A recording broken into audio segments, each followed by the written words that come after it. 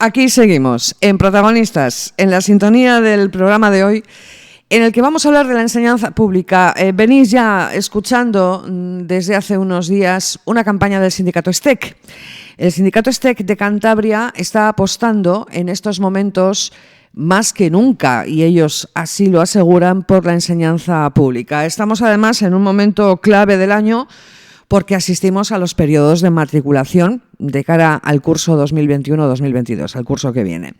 ¿Por qué esta defensa a ultranza de la enseñanza pública? ¿Por qué en este momento? Bueno, pues es lo que vamos a saber, y además aportando información y datos, charlando con Jesús Aguayo. Jesús Aguayo es miembro del secretariado del sindicato STEC. Jesús, buenos días. Hola, buenos días. Y gracias por atender la llamada de Castro.radio. Jesús, la primera pregunta es esa: ¿por qué? ¿Por qué ahora y con esta intensidad? Bueno, ahora porque estamos, como tú has dicho, en el periodo de matrícula, de solicitud de plaza. La matrícula se hace más adelante, ¿no? Que terminará el día 4 de mayo. ¿Por qué lo hacemos?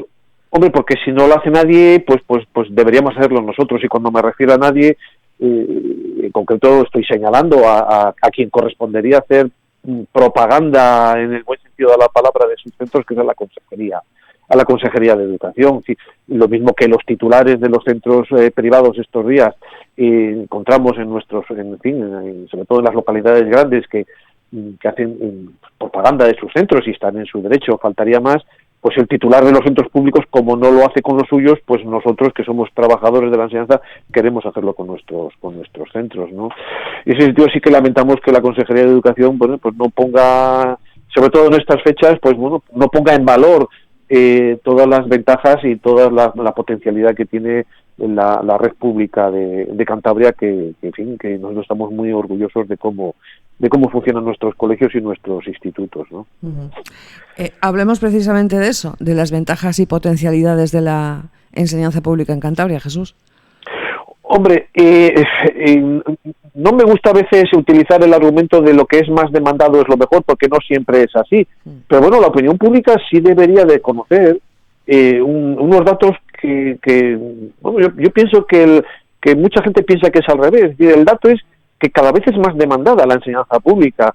Y los estudios que realizamos en nuestra organización sindical año a año de la matrícula, arroja unas cifras bastante positivas para nosotros. En los últimos 15 años, por ejemplo, pues hemos ganado casi 10 puntos porcentuales con respecto a la enseñanza privada. Es decir, hace 15 años, si el 66% de las familias escogían la enseñanza pública y el 33% la enseñanza privada, pues ahora este curso nos encontramos que es el 71% de las familias de Cantabria escogen la enseñanza pública y solo un 29% la enseñanza privada. Es decir, tenemos una evolución en la que parece que las cifras ponen de manifiesto que socialmente cada vez son más demandados los centros públicos, ¿no?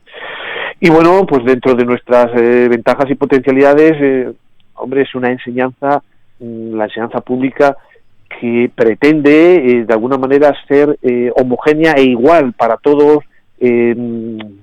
los usuarios. Quiero decir que los centros públicos son una garantía de igualdad con independencia de cuál es el origen social y cuál es la localidad en la que se encuentra cada uno de nuestros alumnos y alumnas. Vaya, que nuestro instituto o nuestro colegio es lo mismo para un chico del ámbito rural de Liébana, por ejemplo, que para un alumno o una alumna de la capital, de Santander, por ejemplo, ¿no?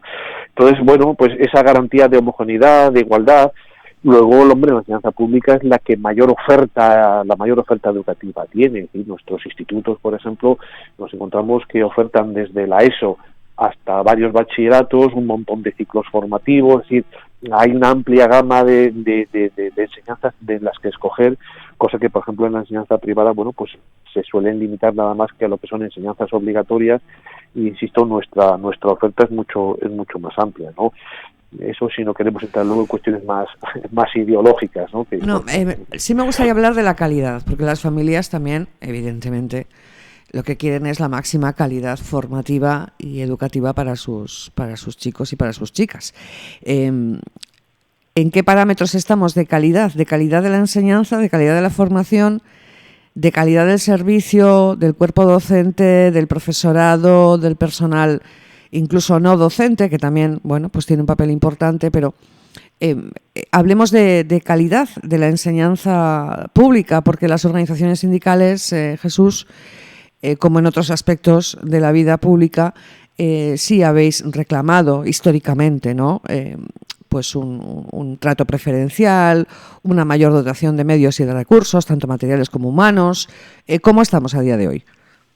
Claro, es que estás dando tú casi ya la respuesta. Es decir, si de algo nos tenemos que sentir orgullosos las organizaciones sindicales de la enseñanza pública de esta comunidad autónoma y del conjunto del país en general, es que siempre hemos tenido una actitud muy reivindicativa. Y esa actitud reivindicativa hace que, pues todas las administraciones de distinto signo político se vean muy forzadas a tener que invertir en la enseñanza pública, a tener que mejorar la enseñanza pública. ¿Por qué? Pues porque pues quienes representamos a los enseñantes tenemos una actitud vigilante y una actitud exigente, y muchas veces, en ocasiones ocurre que esa actitud vigilante y exigente la opinión pública lo puede percibir en un sentido, digamos, negativo, de que las cosas van mal en la enseñanza pública. No, es que esa actitud reivindicativa es lo que hace que la enseñanza pública mejore, pues porque las inversiones por parte de la administración, en este caso de la Consejería de Educación,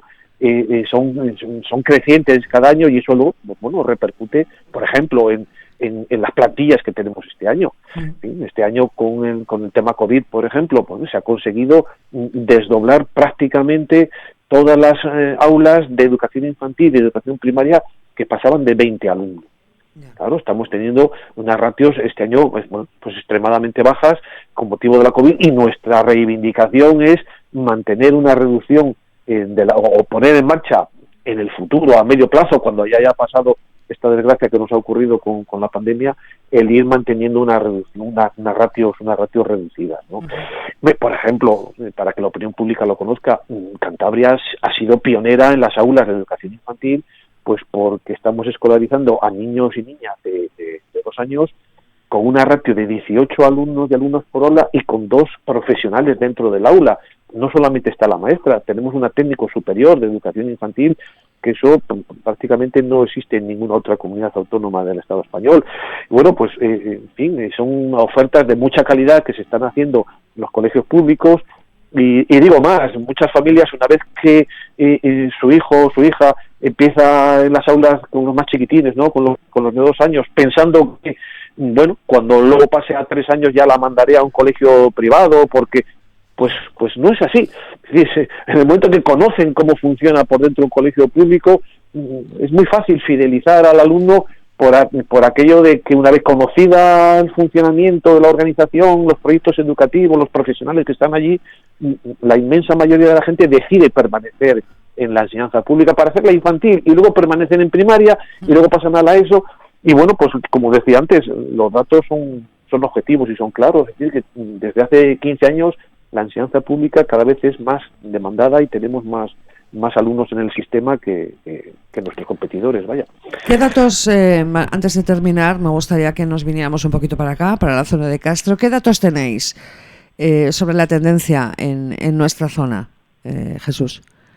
Hombre, es verdad que vuestra zona, como, en fin, hay poca, digamos, hay poca oferta educativa de titularidad privada.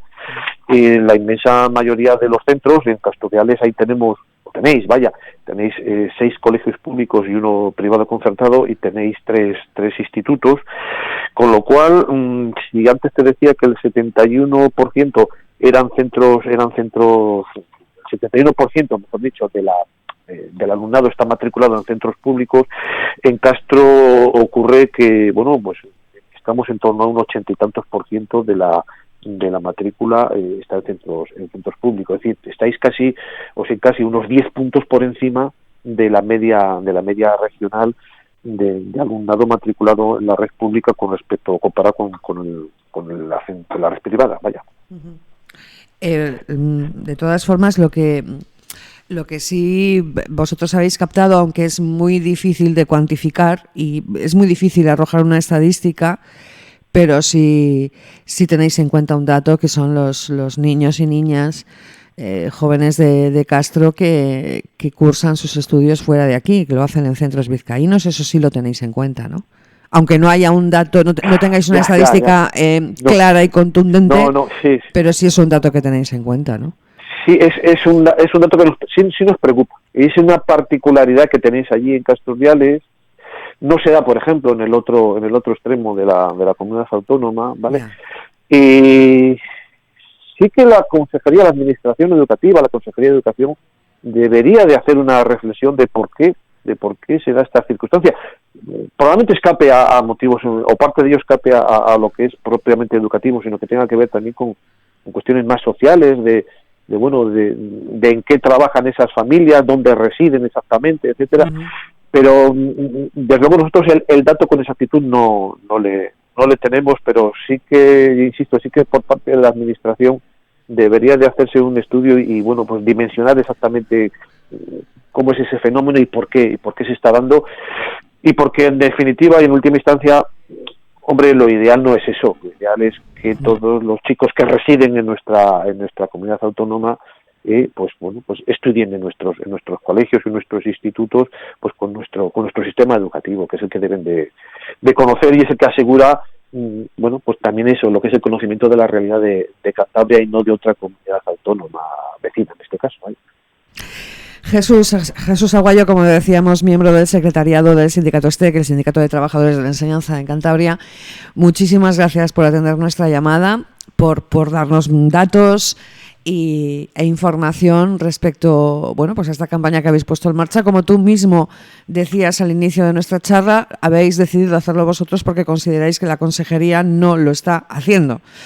Es un poco la explicación fundamental del porqué de esta iniciativa. Todo lo demás, evidentemente, es una información y una serie de datos que te agradecemos, Jesús, que nos hayas aportado. Muchísimas gracias por hacernos compañía y por contarnos todo lo que nos has contado. Y vamos a ver cómo se salda el presente periodo de reserva de plazas y el posterior periodo de matriculación. Pero claro, es que como están las cosas tan raras, sí, y hay tanta incertidumbre para prácticamente todo, pues vamos a ver cómo van las cosas. Pero lo que sí tengo que decir es que los centros están llevando, van a llevar, porque todavía no ha empezado el plazo, lo hará el día 21, pero tienen todos los preparativos y todo listo y preparado para que ese plazo de reserva de plaza en sus centros se haga con la mayor normalidad posible, tanto de manera telemática como de manera presencial, y no tiene por qué haber ningún problema. Jesús. Muy bien, pues muchas gracias por habernos llamado. Gracias, hasta luego. Adiós. Adiós.